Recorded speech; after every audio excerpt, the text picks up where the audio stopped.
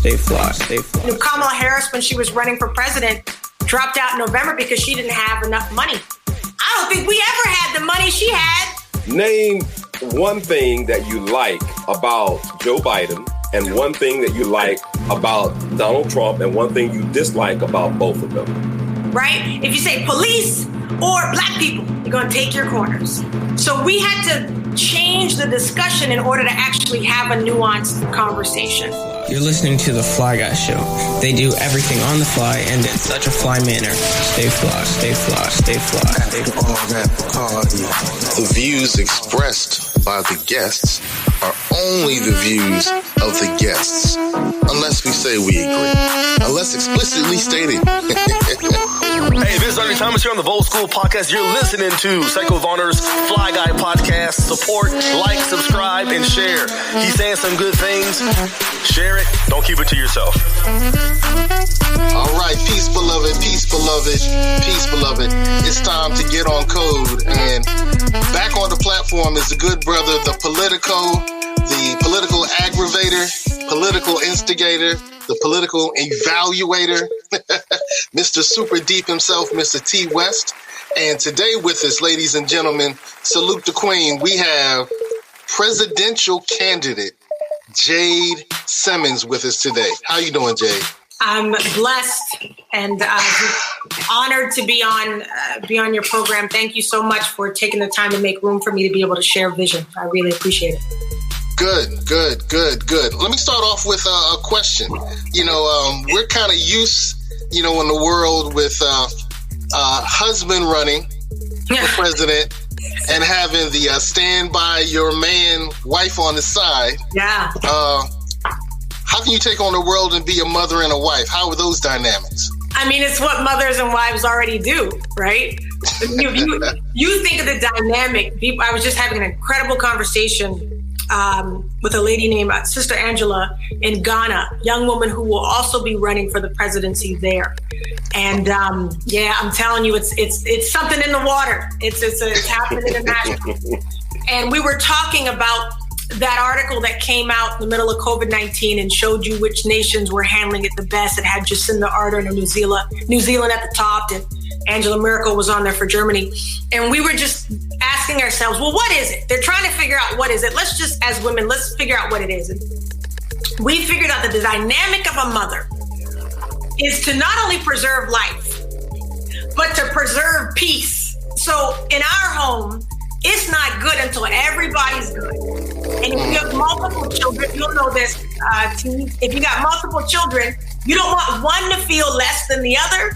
If there's an insecurity in one of them, it's gonna create tension in the household. And I think mothers and wives and women uniquely are geared to be on the lookout for how do we balance the different dynamics going on here.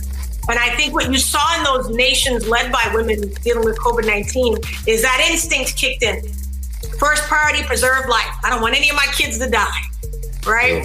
And if we can keep them alive, then how do we create balance? How do we get the ones that work back to work? How do we get the ones that don't have jobs? And so I think that approach, there is something uniquely feminine about it. And I think it comes with both grace and grit, because it's also don't get it twisted moment. We mama bear real quick too. So it's not that we're pushovers or easy, but our perspective and our starting point tends to be from a place of preservation, starting with the preservation of life. And so I think taking on the world, I don't mean to belittle the job of president, but many of the skill sets and the mindsets and the perspectives are already in place instinctively because of the roles that both of those titles require. Well, you just mentioned how the women who are in leadership have handled COVID-19. So, you're running for president. COVID-19 is probably going to be around in 2021. What do you do differently? You're very politically correct with that word, probably. Because we fumbled the ball on COVID-19, we will see this virus now persist likely until the end, I believe, of 2021 and at the start of 2022. Several things we should have done differently is first admitted that it existed. How can I, a lay person, have been following COVID-19 since December yet not hear about it in my own national media until February. There's a problem with that. How can I watch China, Iran, and Italy fumble, and then we sit back and pretend like it's not going to come here because supposedly we're so great? And then when other nations offered us assistance, we said, no, we got it from here. We want to do it the American way. So first we needed to address it. And I will always try to call truth to power on both sides of the aisle. We saw Republicans and Democrats ignore the existence and the media of COVID-19. They did not cover it. Democrats were consumed with the impeachment. Republicans consumed with the re-election and making each other look bad. Meanwhile, COVID-19 infiltrated. And while the president was telling us that we should bring jobs back, he was incentivizing corporations to keep jobs abroad and keep their profit with it. And that's why we had to go to both China and Mexico for PPE to take care of our own people. So COVID-19 has been a wake-up call. It's exposed stuff that most of us knew was already there, but this time we couldn't look away. And so you would see me focused on two things simultaneously, which is literally job creation, because we're lying if we just say we got to reopen and go back to normal. We have to create jobs from scratch. And then the second thing is we now have to be in the industry of ongoing emergency preparation. Pandemics now will be a part of our future. Lastly, I'll say our enemies have been watching. And if I were them, I'd now put biological warfare at the top of my attack list because I saw how we handled it so poorly. So I do believe it's going to be a part of who we are for the foreseeable future. In order for it not to feel always like the wet blanket we're living under, we have to get out ahead of it, which is what we didn't do the first time. Interesting. Now, I'm going to throw the ball to good brother T. West. You actually had some really interesting thoughts on COVID. Maybe you could lead with that and then go wherever you're going to go, brother. Yes. Jade, once again, thank you for the courage to come out here and answer the tough questions. Yeah. Yes, I really appreciate having someone such as yourself running as president of the United States. And that's very, very good. My first question will relate to what we're talking about right now, the coronavirus. Trump says that the coronavirus started in China and blames its spread on China. I don't recall Joe Biden ever saying anything about where the coronavirus started, but never heard him say that it did not start in China. Now, here's the question. If it is proven to have originated, let's say, here in the United States, what would you as president do to heal the damage, which is global, and also definitely domestically here in the United States? You talked a little bit about healing it here in America a little bit, and also ensure that it never happens again. You mentioned the word biological warfare. Okay, all right. That's the question. Okay, so earlier when we were offline, I was asked, what's a question I've never been asked before? That may be one of my all-time favorite questions I have never gotten. Because what you just did is what we have never done, which is flip the script and put ourselves in the shoes of other nations, which completely, radically shifts our own mindset and viewpoint on how we behave moving forward. You're right. I'd have to look back to see if Vice President Joe Biden has just called it like it is. The truth is, from the evidence we have, right, the most compelling evidence does show us where the origins are and that it was in Wuhan. Compelling evidence. Now, as someone who's had to fight the media for the last 10 months, I got all the idea on what compelling evidence is, after that experience.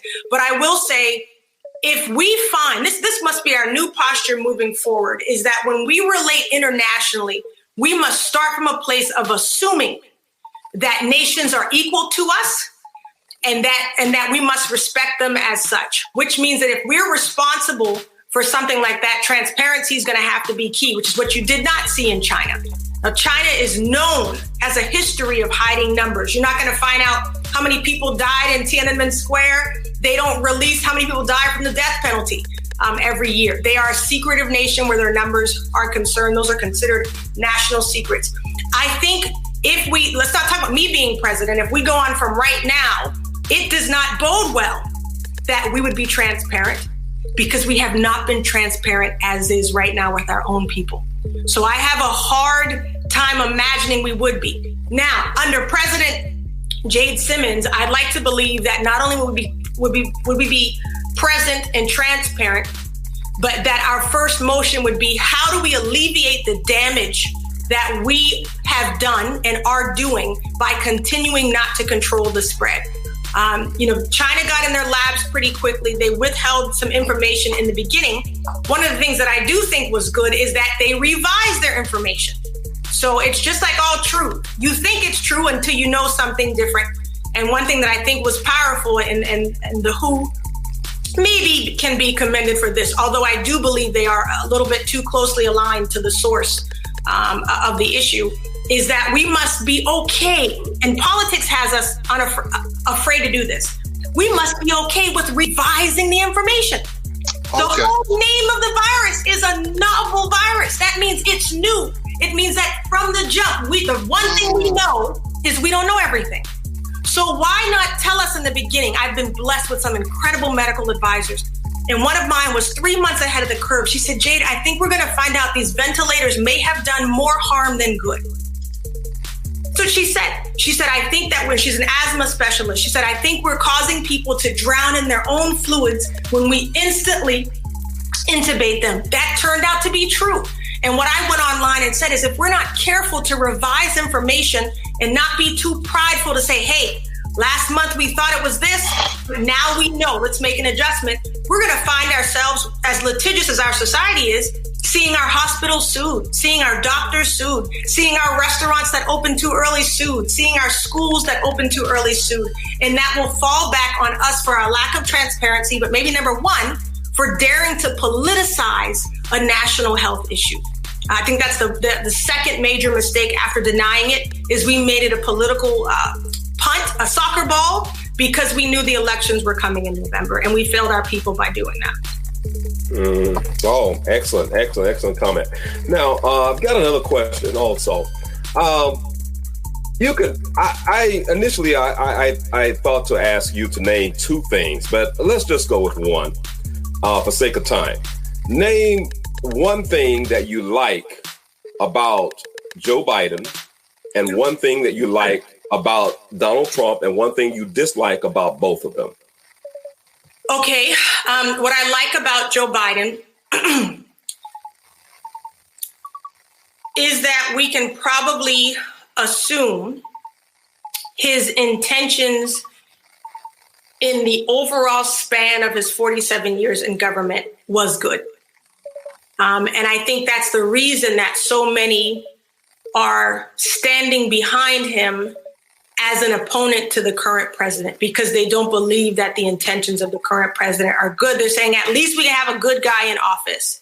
And this is coming not from personal relationship, but I will say that I have several friends who know him personally, and they swear he's a good guy. That personal perception of mine has been swayed by some of the things that have come out about him. But I will say overall, I can assume that his intention and leadership is probably good. With Donald Trump, what I like about him is that he has not done politics as usual.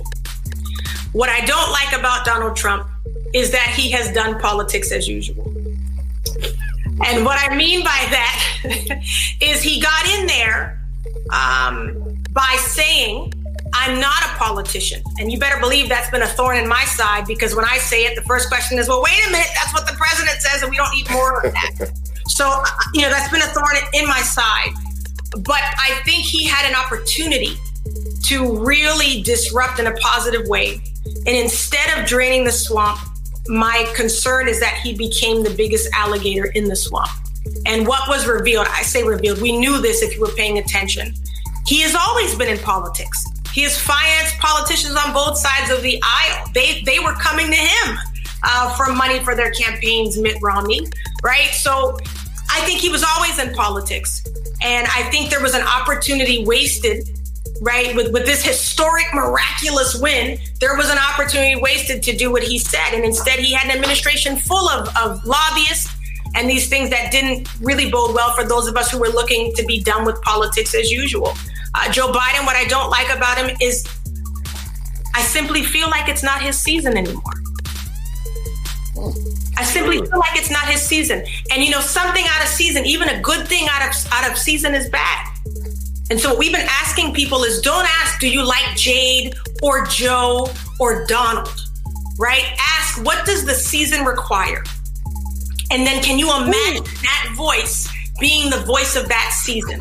So if you've got civil and social unrest, why would you keep at the helm someone who is hell-bent on instigating into that, inflaming racist tendencies, and at least silently condoning supremacist behavior, right? If you are intent on having faith-based leadership, why would you back someone who continually puts your witness at risk on a daily basis, who exercises no fruits of the spirit? And if you wanted to see racial progress, not symbolism, why would you elect a Joe Biden who seems to be of the same vein of let's go to the Capitol, kneel down, raise our fist, and wear kente cloth, versus the vein that says there are laws that need to go, there are cases that need to be investigated, statues are not enough, Aunt Jemima off the shelf is not enough, giving me George Floyd Street is not enough. And I've not heard Joe Biden say those things. So if these are the things we need, why would you elect people who have already proven this is not the season that they're going to do those things? Well, okay. I got one more question, and then Seiko, I'm going to give it back to you. We'll just go back and forth. Sounds good. This question is, Jade, what do you say to those blacks who say you are running for president it only splits the vote and might help Trump win re-election? What do you say? I've gotten that question about every hour on the hour for the last 10 months, right? But like we said earlier, you must continue to confront these issues. What I would say to them is, who taught you that phrase, split vote? Who put those words in your mouth? And if you go back to the originator, the creator of that phrase, I promise you're going to find people on both sides of the political aisle, the same people, Republicans and Democrats, who don't look like they agree in public.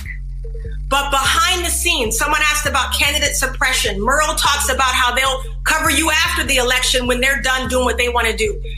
People should know there's something called the Memorandum Agreement, signed, legally binding, that Democrats and Republicans have signed to keep third-party voices and independents off of the debate stage.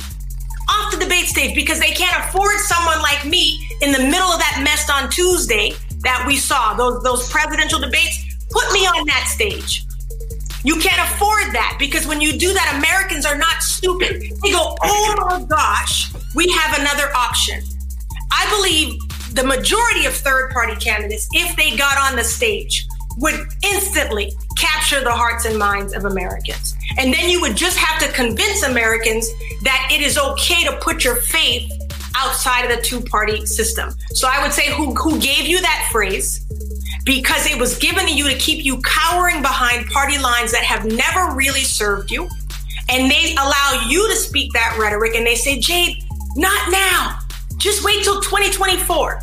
It's not true. I'll come back in 2024 and they'll say, Jade, not now. We've just got a Democrat in office. We can't afford you yet. Or Jade, he won re-election. We got to finally get a Democrat in. Wait till 2028.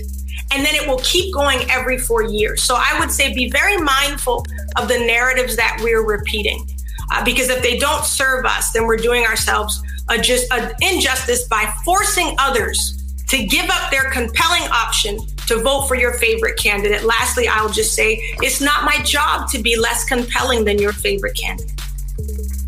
It's his or her job to convince you to stick with them. If my vision resonates, why would you want them not to vote their heart and their conscience?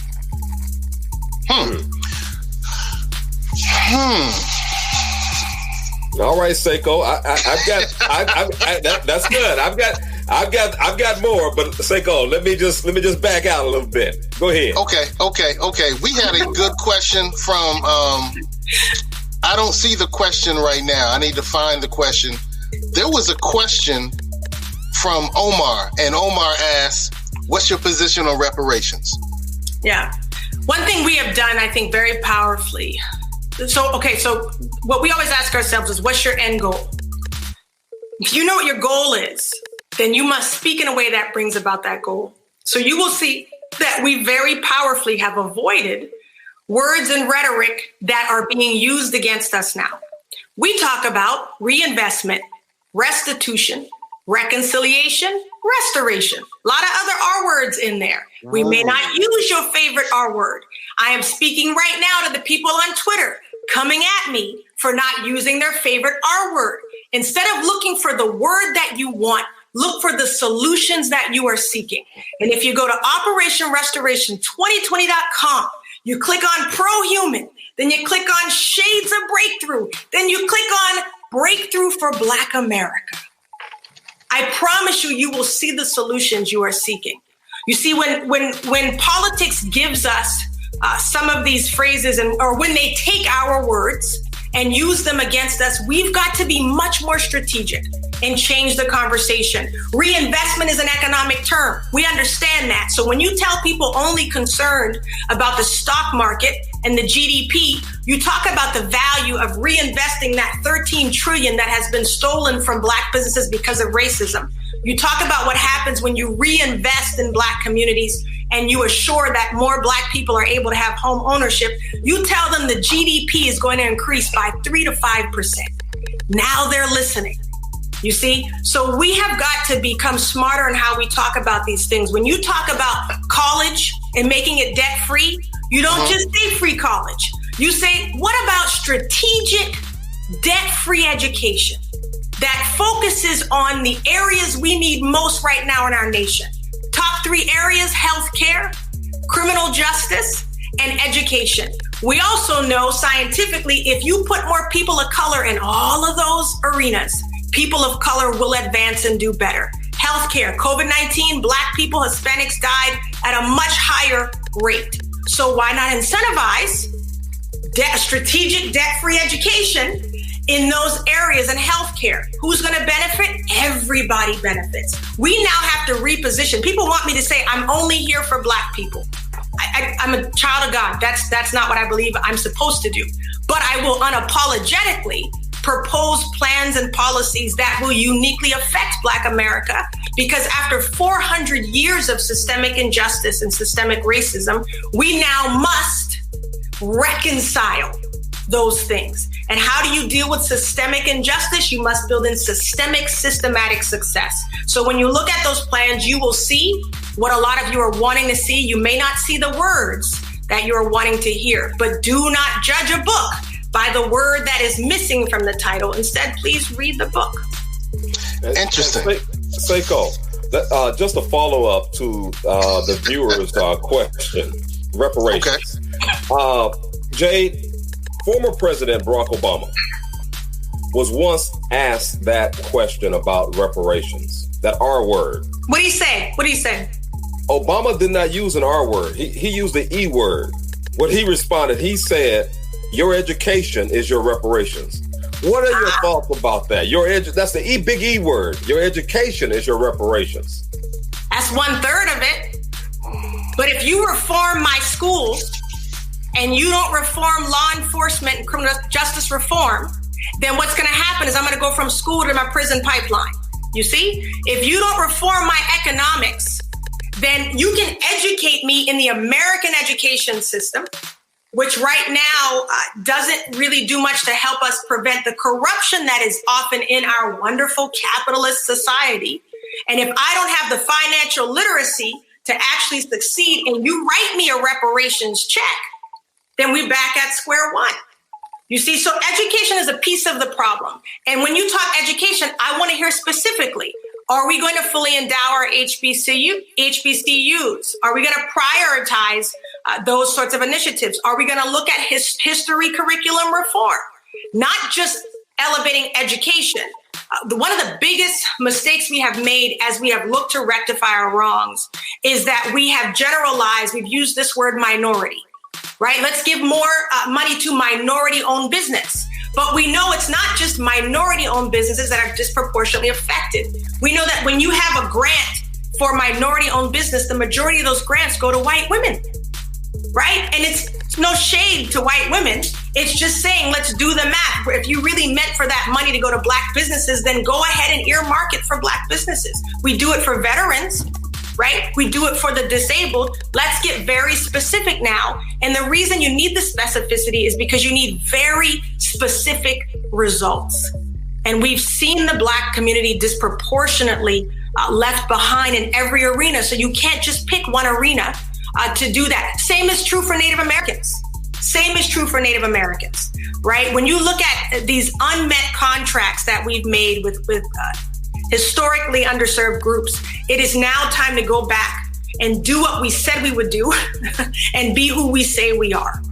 So you can't keep saying you're one nation, right, with liberty and justice for all when that liberty and justice is not reaching everyone.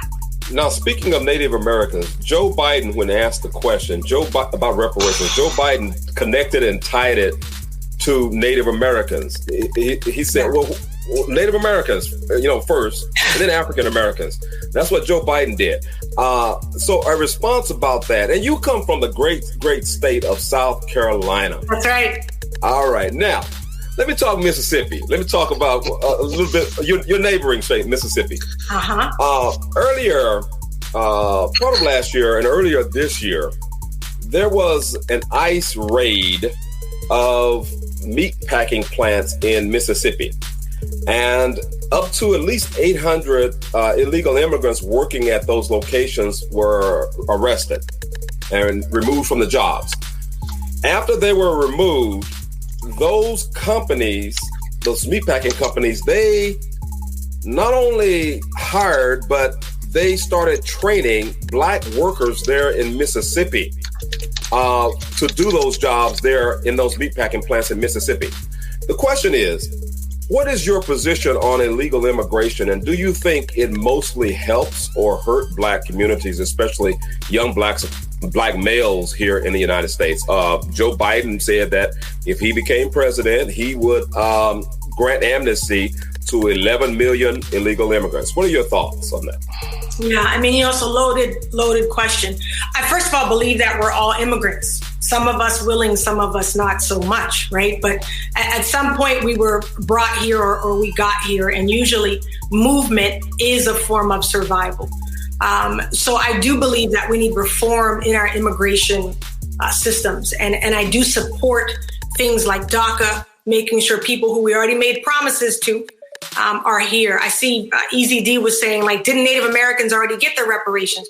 One of the things I want to make sure is we don't end up like the Native Americans with these promises that are unmet. We promised them a lot of things, education, housing. And if you look at the situation on the reservations, you don't want that. You don't want that to be your reparations. So I think we have to be very careful in what we are willing to accept and how things are positioned to us. In terms of immigration, has it mostly helped? I think that the conversation around it hasn't been helpful. First of all, I think the Democratic Party in particular panders to immigrants every 4 years and then doesn't really serve them in between because they don't have to, because the voter turnout numbers are so low in the Hispanic community. So you can, try to get those votes, but you don't have to actually worry about serving those people in the 4 years between because, what are they going to do? They're not going to do anything about it. That is the mindset. So I think there's an exciting opportunity. And let me be careful here because I said it earlier with minorities. Each group is different. Minorities are not a homogenous group. And so I believe each group must be served differently. Same with immigration and immigrants. I have immigrants who work for me. We have Black businesses that we partner with. My company is a Black business. Most of my employees are Black women and women in general. And so I believe there is room as well, T. West, for some historic levels of collaboration that actually utilizes the numbers that we have in this nation. And I think politics has done a really great job of carving us up so that we cannot be effective. But at the end of the day, I think solutions still have to be unique to the various people groups. And so I wouldn't put Native Americans and African Americans in the same group. Same with immigration. I think we have also watched ourselves be pitted against immigrants. And I think this is maybe not the best strategy in terms of how do you win a battle of injustices. And that's very good, Jade. Thank you. There on the screen, you also saw, you see the chart, and this comes from the Pew Research. It's a 20-year trending. And over a 20-year period from 1990 until 2010, the trend shows the incarceration of young Black males. And then also for that same period of time, it shows the entry of young Hispanic males over the same 20-year period into the United States. So you saw the incarceration, which was the result of the crime bill that Joe Biden stated he was so proud of. And thankfully, we do have a First Step Act that's actually undoing some of that. But what are your thoughts about the reality, the numbers, that over a 20-year period, as you had young Black males being incarcerated in record numbers, you had a record number of young Hispanic males, most of them entering into the United States illegally. That means coming into the United States illegally, not citizens and all, and remaining here in the United States, working here in the United States. Yeah. And what that did at that time, it also removed lots of employment for young Black males who were doing construction work, laying bricks, drywall, painting, and new home development. It hurt Blacks a lot right there with that. How would you address something like that? I think, first of all, let's call out the fullness of that correlation, right? Which was that as immigration rose, we saw opportunity diminish in the African-American community. As opportunity diminished, we saw incarceration increase. That's the right, that full circle that you're kind of pointing out there. My father has always he's always contended with this statement. I think it was George W. Bush who was like, immigrants are doing the jobs nobody else wants to do. And my dad was like, who do you think was doing the jobs before they got here? Was it just not being done? Was garbage just piled up on the side of the roads? Like, were we not the maintenance crew? And I think what also, you remember, Black people are a dignified race as well. What happened is when you got another group in and discovered you could pay them grossly less, we understood it's not that we were high-minded, it's that we knew we couldn't even support our families now on the wages that you had reduced to give to people who were desperate to be in our nation. And so that's one of the ways when I say we've been pitted against each other. A lot of our focus is on the economy and fighting for higher wages. And one of the reasons, I'm making sure I'm not giving away all my strategy here as we talk policy, but one of the reasons that we focus on wages is because if wages are forced to be raised all around and we have equal competition now, we can afford to actually, where the competition should be is over the jobs themselves. When they lowered those wages, they took out the competition. We knew we couldn't even be there. So what's going to happen to any people group when opportunity is taken away? You're going to find what you need wherever you can get it. You got family to support. Where are you going to get that money from? Someone said, look, we need money for our small businesses, right? You don't have a loan because you can't get a loan from the bank nearest your neighborhood. So the likelihood that you're going to have the capital needed to start that business, not just start it, but sustain it, is very low. So even if you get a good thing going for a few months, you're likely either to end up in debt over the good thing, the blessing is now a burden, and you've still got to dig your way out of that. So I do believe that addressing some of these issues in terms of that disparity that was created, I think will be in addressing the disparity that is currently existing between wages and also in financing of small business. Someone was saying, just cut me a check. Let me do what I'm going to do. Well, I want to cut you that check. I want to make sure you got financial literacy to make sure you know how to manage that money. I want to make sure you know how to play the game of the system that is created, because that's not going anywhere. I want you to know how to pool these finances as well with other aspiring Black business owners, because this is an and season. This is not an either or. We want the government to give us everything. Now, you get what is due you, because remember, we did reparations for the Japanese, we did reparations for the Jewish people, for some Alaskans, and we didn't have a problem with the word even back then, right? So and we the slave owners. And the slave owners. Yeah. Yeah, we meaning the nation, we are very good at conveniently switching verbiage when we need to. So whenever we're talking about programs that are going to help people build a pathway out of poverty, socialism. But when we bail out wealthy corporations, stimulus. Right? We're really good at that. And I think one of the things that we offer very differently is more candid conversation about the hypocrisies that exist and the disparities that were created because of them. You have 3 thriving areas of focus. Tell us about them. Why pro-human? I'm not hearing Biden or Trump talk about pro-human. There you go. And can you argue against it? Can you argue against prosperity? Can you argue against protection? You see, so much of this thing here has been strategy. When we came out of the box, we said, how can we not look like or sound like anything that you're seeing on the landscape? How can we at least get you to read down, click a little deeper? We knew that if we came out of the gate and said pro-life or pro-choice, you're going to take your corners, right? If you say police or black people, you're going to take your corners. So we had to change the discussion in order to actually have a nuanced conversation. And that was a large part of, we knew a lot of the issues that were existing was because politics as usual was using us as people, right? We're doing their bidding, we're getting them elected, and then we're not being served in the interim. And they use certain buzzwords, certain phrases, certain rhetoric to make us believe they're on our side. We vote based on that one phrase, right? My Christian friends, well, he's pro-life. But is he because he was a Democrat all the time before he was a Republican president? And he was clearly pro-choice before he ran for office. And if he's pro-life, why doesn't the death of a George Floyd or protesters that were shot down by the Patriot, why does that not concern him if he's truly pro-life?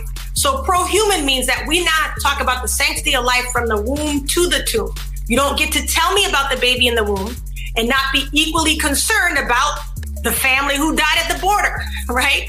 Or the George Floyd who died under the knee of a police officer. It forces us to have a fuller conversation. So those titles you'll see, they do contain traditional topics. You'll see immigration, abortion issues under pro-human. You're going to see economic issues, healthcare issues under pro-prosperity, because at the end of the day, prosperity is a much bigger word to me than money. It is, can we give people an opportunity to access the opportunity to live life and live it more abundantly? And pro-protection means, okay, what do we have to do to keep all of us safe? Can we just have one justice system that treats everyone the same? Can cops respond to situations the same and not escalate one and de-escalate the other? That's because that's protection, right? And so we've just found a different way to talk about things that forces a deeper conversation. We're very proud of that. Wow. Deeper conversation. You just talked about the judicial system. If or when we have a Jade Simmons in the presidency and a Breonna Taylor situation happens, how does President Jade Simmons approach that? Because I really believe that the so-called riots are because of the fact of ineffective leadership. If it was, okay, let me back up and let you answer the question. What would you have done? Well, what would you have done if Breonna Taylor happened under your presidency? So the riots, yes, like you just said, were ineffective leadership. What nobody is covering on your news networks is the fact that groups were sent to many of these places to create these riots. I was just in Minnesota in George Floyd Square, which my goal would be that we don't have any more squares that we have to name, any more streets that we think can symbolize progress and not actually bring progress. I get excited about a Department of Justice that is no longer politicized, that reemphasizes again civil rights, that pays closer attention to cases that are happening in states that don't have hate crime laws on the books, like in the case of Ahmaud Arbery. And a Breonna Taylor situation, you better believe that a DOJ under Simmons administration would be saying, we'll take it from here. You know, we want to take another pass at that because the grand jury system, well, you're not going to have that in this administration. Why? Because Barr already told you where he stood, which, by the way, means that his personal convictions are interfering with his job. He told you months ago he felt like Black Lives Matter was some kind of insurgency. So already, when you come to him and talk about the racial aspects of that case, he can't hear you. That's a problem. And that's coming from a follower of Christ who says, my job is not to make you Christian. My job is to honor you in spite of the fact that we believe differently, which means that if I don't agree with Antifa or I don't like BLM, none of that has a bearing on how I'm looking at justice. So we would depoliticize the Department of Justice, which has now become an arm to me of Donald Trump. It is his kind of lobbying platform. And I stand by that. I also believe you put somebody in office. Imagine an attorney general like a Marilyn Mosby down in Baltimore. She's one of the only prosecutors who dared to prosecute the police. And that doesn't mean she was anti-police. What she was saying is, I believe American families are equal to police. So when you look at our criminal justice reform policies, we don't have to go into demonizing either side. What we do is say, let's be honest about what needs to be addressed. You're going to find law enforcement officers on our team who have helped us write some of that reform. And they will say, Jade, I had to sit down. You have no idea how many officers I had to sit down, not just because of racism, but because of what one of them calls depraved indifference. She said it didn't matter what color their skin was. At this point, all humans were less than if they were criminal or suspected of being criminal. And she said, you have to have the power to be able to sit those people down, throw those people out. I believe we need a national registry to track these kinds of offenses. Then you don't get a Derek Chauvin who has 14 plus offenses and is still out on the street.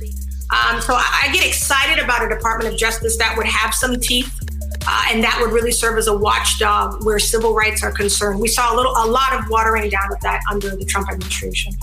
I would say we saw that under the Obama administration as well. We had riots. We had situations where there was overreach by our first responders, harmful overreach, and we had benign neglect under the Obama administration as well. So it's time for change. Say more about that when you say benign neglect, because I see now this kind of trend where, man, I'll tell you what, Obama's getting it during this election. It's like, I feel bad for the man. You know, I love me some Obama, but I'll tell you what, these 4 years, it's like it's been a referendum on what he did or did not do. When you say benign neglect, what do you mean? I want to be clear when I hear you. I mean that there were issues that needed to be addressed. And for whatever the political pressure, whatever the political reasons, whatever the reasons, those things were not addressed under Obama's administration. They weren't addressed under Donald Trump's administration. And we've been saying the same thing for years. You can go back to when the Emancipation Proclamation was signed at Hampton University. And we've been saying, you know what? We're getting a very different treatment. 25 years later, judicial system of America, we're getting a very different treatment. 50 years later, America, we're getting a very different treatment. 100 years later, we're getting and every time America has said, shut up. Yeah. And it happened under the Obama administration as well. I talk about the ties that bind. I get into friendly arguments with, especially my Pan-African friends, and they don't cut him any slack. I mean, not 1 inch of slack, right? And so I said, well, let's just play this out a little bit. When he was running as the first, right, and he had to run on change, which is what we always need, right? Changes we always need. Every 4 years we need change. The difference was he didn't get this moment right here. Let me tell you, whether we like it or not, when you look at the history of revolution and transformation, you're almost always going to see a joining of hands between the oppressed and the people who look like the oppressors, but they have a different heart. So take George Floyd, because we were shut down in COVID-19. You had white people across not just America, all over the world who were paying attention, not just watching, but buying in. We went to New Mexico, my team, which is primarily African-American core team. We went to their Black Lives Matter rally, we were the only Black people. We were like, what would y'all do if we weren't here? Like, you're seeing now this kind of buy-in where, I mean, and I'm jokingly exaggerating. The guy on the mic was biracial, and there was one other Black couple in the crowd. So what you're seeing now is this shift where you have the dominant race in terms of the ruling class, as we think of it, who are now buying in to the fact that we have systemic racism. It's like, did you notice how it's an epiphany? Everybody's saying, oh my gosh, we have this thing. You got statements of solidarity, Reebok, Nike, NFL. What? A couple years ago, we still didn't even believe it existed. I do believe, and I cut Obama slack in this way, he did not have the benefit of this moment in time. And if we have this moment in time, why do you waste it putting a Democrat or Republican back in office? Because where Obama's hands truly were tied. People will say, well, he's a Black man, he couldn't just go after Black issues. Well, he was a Democrat, and he had to focus on Democratic issues. Trump's a Republican. He has to focus on Republican issues. For the first time in our nation's history, you could have an independent president, and you don't have to wake up wondering whose side she's on. It's a whole different climate and opportunity than I think any president has had a chance to lead in. And I feel the current president is fumbling it miserably. And I don't believe that Joe Biden would really take hold of the moment. I think progressive issues, which are important, would very swiftly take the forefront over some of the race-based discussion. I think you'd see that very quickly. And I don't believe we'd go beyond naming a street after George Floyd. We can't even pass the qualified immunity bill right now. How many months has that been? That should have been the easiest thing to do. We couldn't do it. T West, yeah. Take it away, brother. Take it away. All right. That's very good. Very good. Very good. Let's go to international policies. Yay. Let's talk a little bit international. There has been and continues to be a movement known as BDS. Okay, boycott, divest, related to Israel. What is your position on that?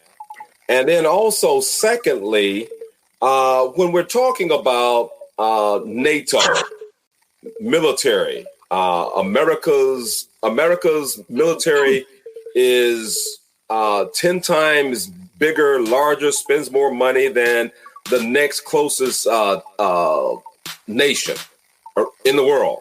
Yeah. So with all of the expenditure for military and with NATO, what would your policy be with that? And also your policy as relates to BDS?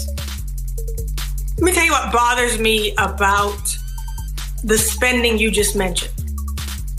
All of this incredible spending that the president brags about, it's the most we've ever spent on the military. Our military is doing well, but our enlisted members are on welfare.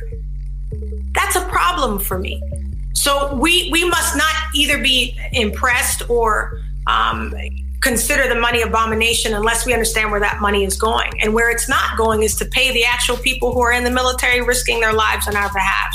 So we talk a lot, and you see the policy scrolling. We do have a foreign policy and military up there as well. And one of the things that we focus on now is, are our resources being used in the right way? Are we making use of all the options available to us before we go and invade a nation, right? Before we go and set up shop? Are we staying in places too long, trying to convince them to adopt American culture and then acting surprised when we leave and stuff goes up in flames? So for me, it's not just so much the spending, it's how are we really using that money? Are our actual people who are serving us being served? We've tried to prioritize or focus policy from a core of service. Strip away the titles. Doesn't matter if you're military, LGBTQ, Black, white. How do we serve you first as a human? So when we see large amounts of money being spent, our core question is, are humans actually being served in the process? In terms of BDS, I won't say that I necessarily support everything that's in the movement. What I will say, my stance on Israel as a whole is this. first of all, in terms of wanting to be the president of the most informed nation in the world, we need to understand, especially for my religious friends, that the reason we're in Israel is not really because of religious belief. Now, a lot of Christians aren't going to say that out loud. We have to allow ourselves, we have to not be naive in this season in terms of rhetoric. Now, my friends who believe that we support Israel because of Christian belief and ties with Jews, okay, that's fine. You can be happy that we're supportive of them because of that reason. But the real reason the U.S. supports Israel is because we've gotten especially strategic military and defense help from them. We're aligned in that way. That's why you're not going to see a decrease and a back down of that policy, because it doesn't serve the U.S. strategically in military terms. So we want it to be a humanitarian issue, but it's not really what's on the table. And everybody knows that behind closed doors, I hope. But if we look at the humanitarian aspect, I think that you can support a nation and still require of it humanitarian rights, still require of it that it not commit humanitarian violations. And that's what we haven't done a good job of. We've let people like Saudi Arabia do whatever they want to our journalists. Yet we're going to go to war in Iran over the one guy that never even told us his name because supposedly, right, he was tortured. Yet our own journalist, dual citizenship, goes over to Saudi Arabia, is chopped up in a garbage bag, and we don't really bat an eyelash. So you'll see us talk a lot about consistency and balance, making sure that we're starting from a place of respect, but that we're not also being naive in the approach and that we're requiring more of our national partners. That's where we want to start. When we get to the table, we'll be revisiting many of our friendships, looking at promises that we've made. We want to set a new tone for our relationship with African nations. First of all, understanding that Africa is not one big country, that it is 65 nations there that we need to see differently. And that 55 nations we need to see differently.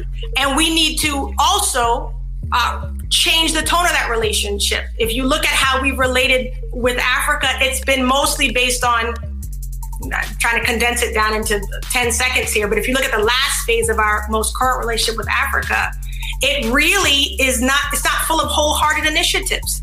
When we were really invested in Africa, we were fighting the Cold War. We had Russia. And so we were okay with any leader over there, even if they were committing humanitarian abuses, as long as they helped us in our cause against Russia.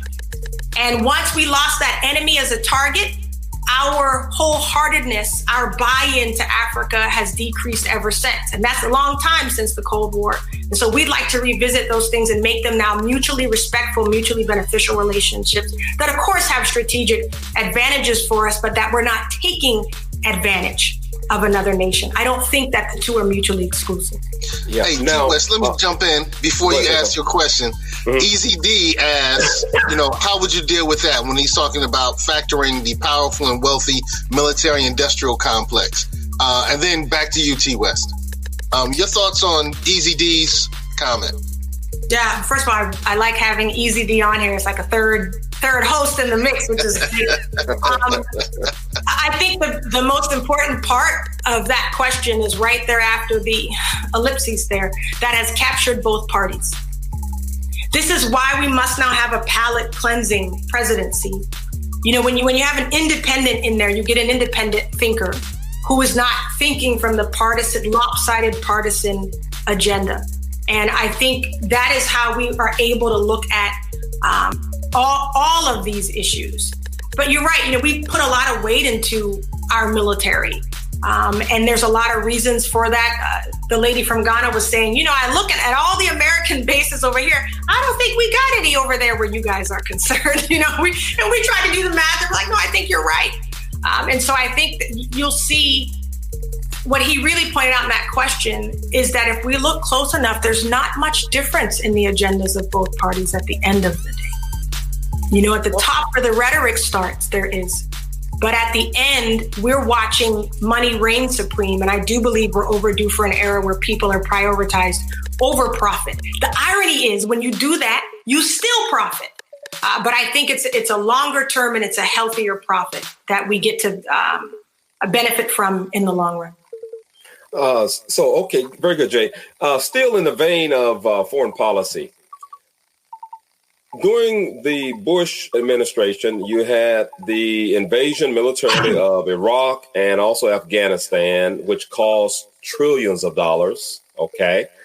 In fact, that hurt the situation with blacks in New Orleans, where the Hurricane Katrina struck. Wow. Okay. That money situation. So my question is this. We saw, that was Bush. And then we saw, under Obama, we saw the military invasion of Syria, the military invasion of Libya, which resulted in blacks being killed, whipped, beaten, and also enslaved in Libya. That was not under Gaddafi. That was after they took down Gaddafi. You as president, what would you have done in a situation with Libya in 2011, and then also beginning in 2012 with Syria, where hundreds of thousands of people have died in Syria because of, under the Obama administration, they wanted regime change in Syria. They wanted to overthrow Bashar al-Assad, just as they overthrew Muammar Gaddafi in Libya, which resulted in black folks being enslaved.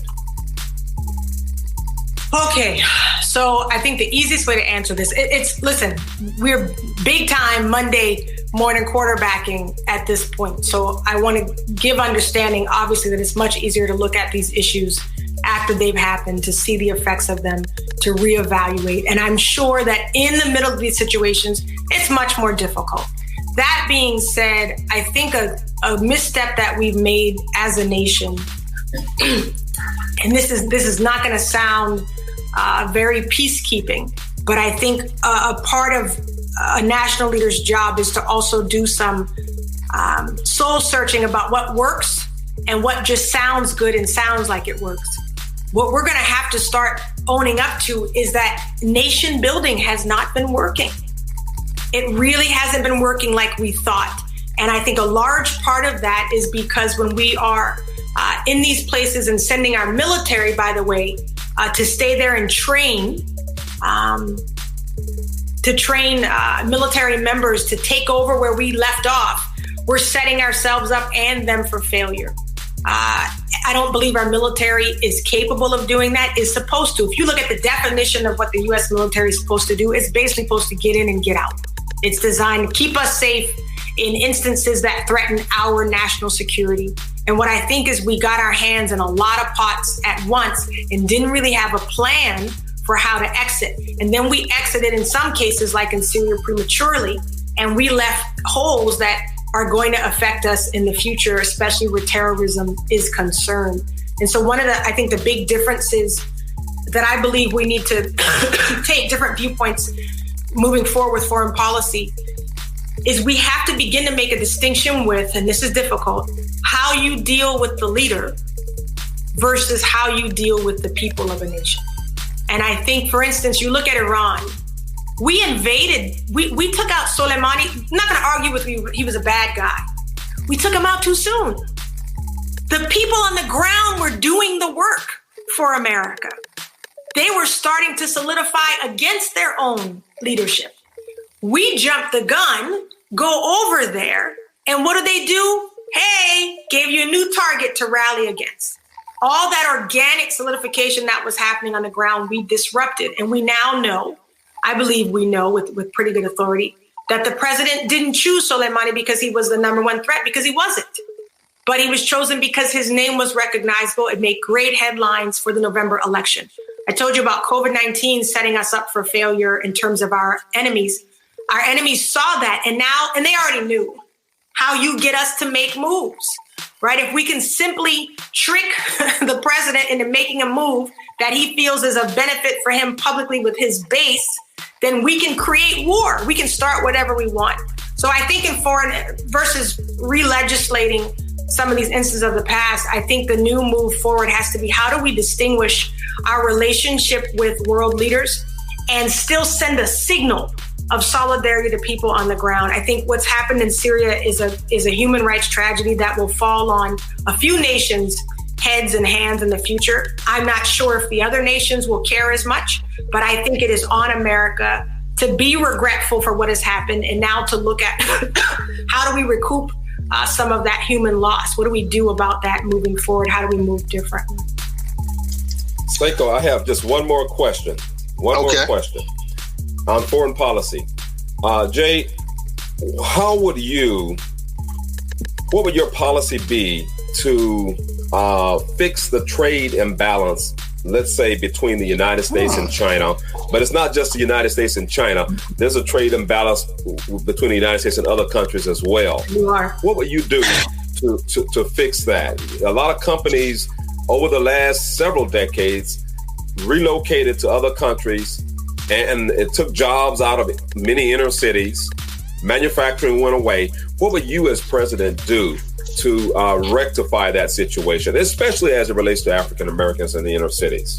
That's good. Then you throw that caveat in the end that twists the whole thing up there at the end. But let me start with the top part of that, because I think it's so powerful to really look at the aspects, of this in terms of how it's going to directly affect the African American community. Let me go backwards.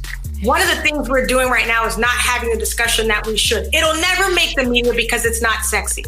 What's going on in the South China Sea will affect what we're talking about. You have China right now making military moves they promised not to make. Why are they doing that? Couple reasons. We were light on our response to Hong Kong. China is in an effort not to be the second superpower. China only wants to be the superpower economically. And one of the ways they are on their way there is because they and other Asian nations are dominating where our tech and software processing chips are concerned.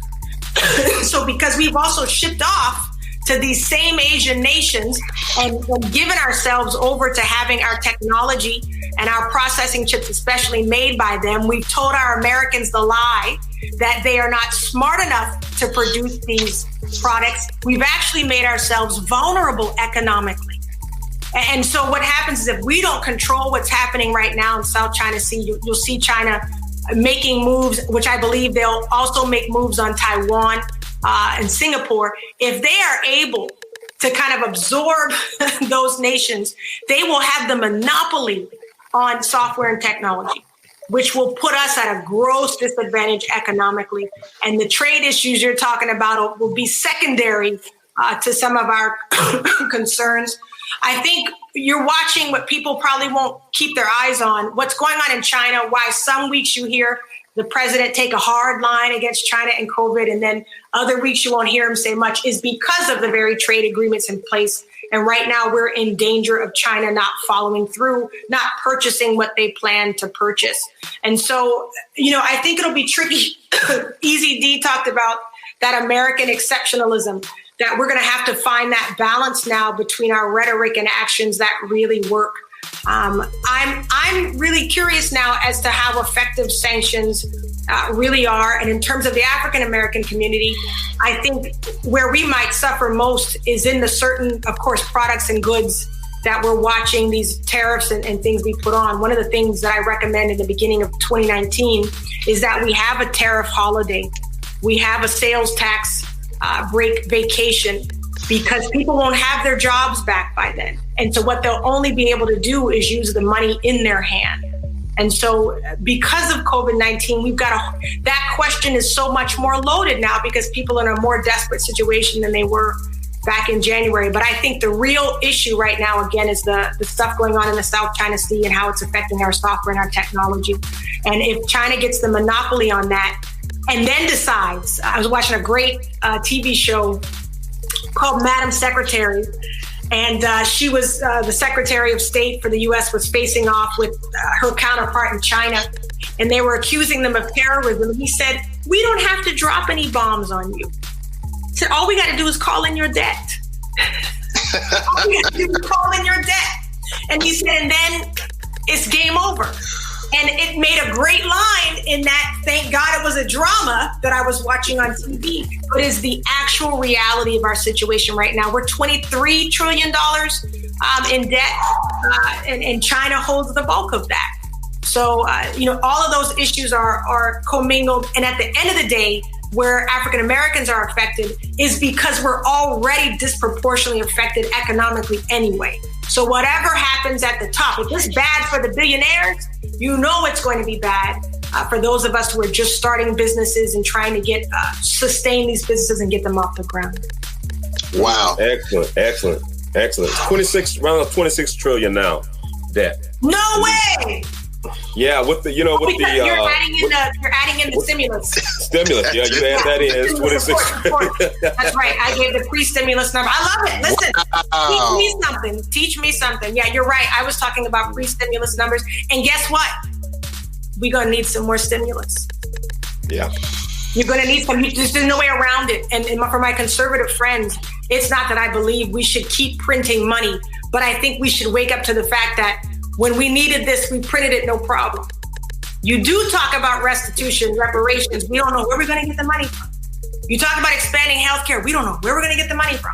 But when you need to bail out United Airlines, we find the money, right? And those are the conversations that I think we're going to have more of. And those are the call outs that are necessary in this season. Wow. I know that you have to run and continue some of your candidacy work, but I did notice that. I'm glad we get to cover this. Thank you. Right. So talk us through this, because I brought up your candidacy to somebody and they said, she's not on the ballot. I was looking at the sample ballot. She wasn't on the ballot. So what do you say to these people? I think the greatest part of running in this nation is that you have options that don't look conventional. So our original goal was to do the work of getting on the ballot in as many states possible. And you do that by gathering signatures. Because of COVID-19, we couldn't be out gathering thousands of signatures. We did that for some states where the numbers were low and when it corresponded with low COVID numbers.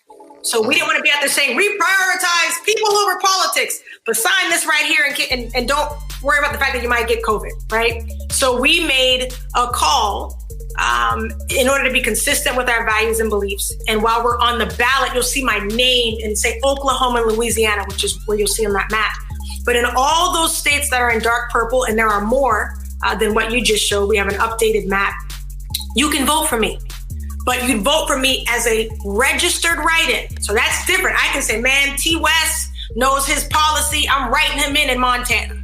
Well, you can write T. West in, but that vote won't count because T. West didn't register to be a write-in candidate. And that's the biggest misunderstanding, is that when you're writing in, it's just some whim of a vote.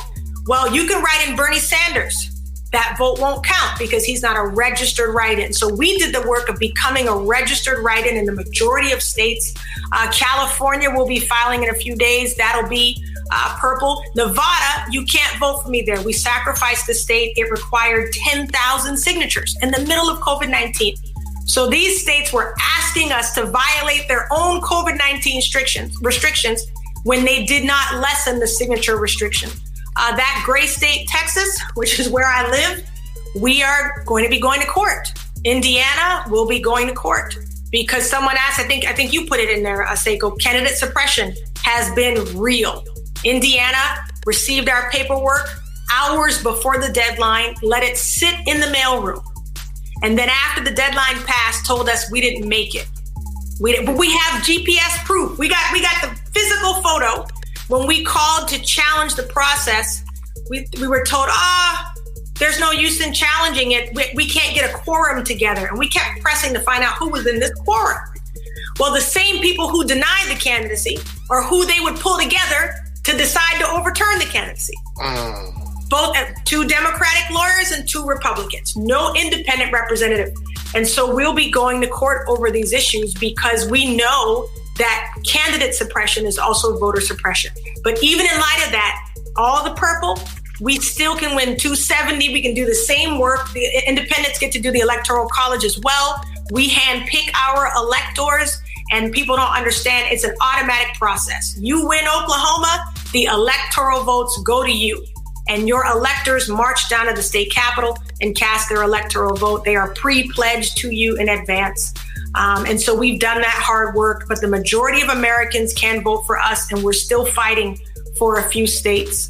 South Carolina, my home state, T. West, you see that? My home state and my resident state. I mean, if that's not biblical, I don't know what else is, right? Are the ones I'm having to challenge the most. But we're so proud of standing this long, this strong. You know, Kamala Harris, when she was running for president, dropped out in November because she didn't have enough money. I don't think we ever had the money she had, you know, the whole time running. And we've been standing, and I'll end by saying probably the biggest detriment has been the explicit mainstream shutout. Mainstream media, they've known we've been here since February and March and have refused to cover the story. Black media as well has known we've been here and they've refused to cover the story. So thank you both for giving me the time to share the vision. We know that when people hear it, it's powerful.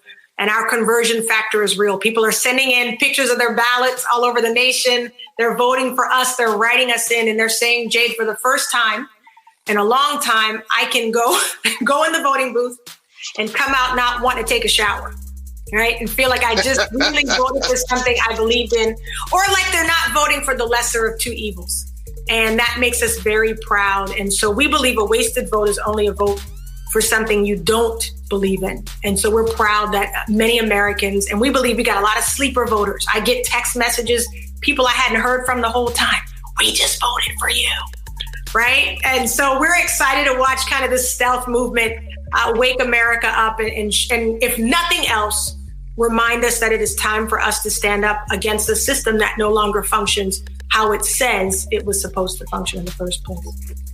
You cannot, Yassine was asking, you cannot write me in all states. If you go to OperationRestoration2020.com, those dark purple states, you can go ahead and write me in now. The red states, you'll find my name on the ballot. The light purple, we're in the process of filing, probably will be done before next week is out. And then the other reason, those white states, they don't allow write-in votes, except with the exception of Colorado. So Nevada, you can go, but there will literally be no space for you to write in. So there are about 8 states in the nation that don't even allow write-in. And so unfortunately, if we didn't get on the ballot in those states, which Oklahoma and Louisiana were 2 that didn't allow write-in, so we did the work of getting on the ballot there. But just make sure you go and check out that map to be sure that your vote is counting, because that's important to us. We want your vote to be valid. Wow. I'm impressed. Brother T. West, thank you for being on the show with us again. I'd love to come back. Listen, we believe a big disruption is due. I mean, we already got shaken up economically, health-wise, racially. We lost Black Panther, right? We lost. Listen, it's been a rough year, and I don't believe that the disruption ends now. I still think we got a few more shakeups, and we believe that we are the October surprise, that we're about to come out of nowhere. And as we saw after the presidential debates, the search for alternative candidates went up 400%. So people went and watched that, came to their senses and said, this can't be it. And then they came looking for us. So we believe if we continue to stand, we're around long enough for Americans to bump their head and realize we got to do something different. And I'd love to come back when that shakeup begins to happen in the next few weeks, even if you'll have me. Oh, would love to. I was just blown away that there was so many people running for president. And I also want to say, we got Jo Jorgensen, who did get on all 50 ballots. Yeah, well, and her party is on all 50 ballots. So if you really want to question something, don't question the candidate. You got a lady here with a legitimate third party that did the work for her. They're on all 50 states, yet she is not being covered in mainstream media. There is no reason that every American who knows the name Joe Biden and Donald Trump shouldn't also at least know Jo Jorgensen. So that's the stuff we've got to wake up about. This lady, too, if you had put her on the stage that Tuesday night, it would have been over, because people see reason. Just reason is so refreshing at this point. But so is that women's suppression then? Is that women's suppression? No, it's not. Everybody wants it to be this, argument about gender. It's about political power, period. Now, the whole thing with Kamala, we need a whole another hour, because what I would ask you is, why weren't they on her bandwagon when she was running for president? Yet when she becomes the second fiddle to the older white man, she's now #win with black women. Black women here running since January. I didn't get no hashtag. Huh? These are we gotta get that we are going to have to ask, whether it be now or after November 3rd. We as a community, Black voices matter. Unless she's not talking about Joe Biden. Come on, we have to have some hard conversations, and I'd be happy leading that panel. So let me know when y'all ready for that discussion. You got a hashtag now, #Jade Simmons. I love it. Let's do it. Hey, look, I know you got to run, so Jade Simmons, we're going to have you back as many times as you'll come back to spread your word and do what you're doing. America gets better when Americans get better. That's good. And when Americans get involved, America gets involved. So thank you what you're doing for our great country. Thank you for what you're doing for the world. Thank you for what you're doing for the ancestors. They're smiling, baby. Thank you. And I thank you for, you shouldn't have to say this, but we've seen enough to know that it is not to be taken for granted.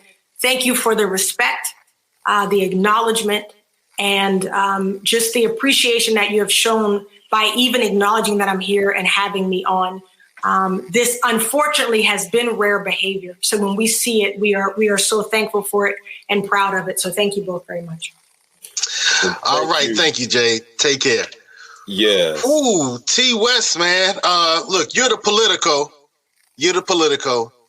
Closing thoughts, bro. Closing thoughts. Well, Jade, she did what she said she was going to do. She confronted whatever was brought to the table, whatever questions were brought up. She confronted those questions. She spoke to those questions. She did not dodge. She did not run away from it. That's good. And that's a testament to a brilliant young Black woman. She's brilliant. She's brilliant. I mean, concert pianist and all. And it takes a lots of stuff up here to be a concert pianist like she is, okay? And that's coming from a musician about another musician, okay? It takes a lot. And she's bringing that to the political realm. That's very, very important. I love it. I love it. She's a big ball of dynamite. Yes. And I'll tell you what, I think that America is ready for somebody like her. Yeah. We're not happy with our choices, but she presents something that's so compelling. And the thing that really caught me was it wasn't just, extemporaneously for what she said. It was already on her website. She's done the research, bro. Mm-hmm. Yeah. She's done the research. So T West, tell everybody where we can find you as we close up. Well, Afro-Synergy News. You can find me on YouTube. You can find me also on Facebook. Afro-Synergy, where truth and media resides. So we cover it all. And I tell you, Jade, we're going to have her definitely on Afro-Synergy before the election. Definitely. We will definitely have to bring her on because I was impressed. I was impressed by her responses on domestic as well as international policy. So that was very, very good. I was impressed. She blew any of the other candidates out of the water. Vice presidential candidates, presidential candidates, she blew them out of the water. Right. Okay. Now, of course, lots of African Americans, they're going to say she's a spoiler. She's going to take votes away from Joe Biden. Well, look, Joe Biden hasn't done anything for y'all. He hasn't. He's told you what he's going to do to you. Okay, he's had a long history of telling you what he's going to do to you. But this young lady, she's got what it takes, and I admire that. Brilliant. I mean, I can't say anymore. I was very impressed with her and her responses. Good stuff. Well, it's good to have somebody as politically astute as you are on the show again. Hey, brother, we love what you're doing. Thanks for what you're doing. And for the watchers, the viewers, thank you for checking this out. Check out Jade Williams. Also, check out some of the other candidates, because you have more options. You have more options. You don't have to vote for the lesser of two evils. There are more options. So, good night, everybody. Have a great night. Take care. Peace. This show was brought to you by Positive Vibes Incorporated, our consulting services. We do credit fixes. We do tax resolution. We lend private money and debt consolidation. So if you need some of these services, we're waiting here for you.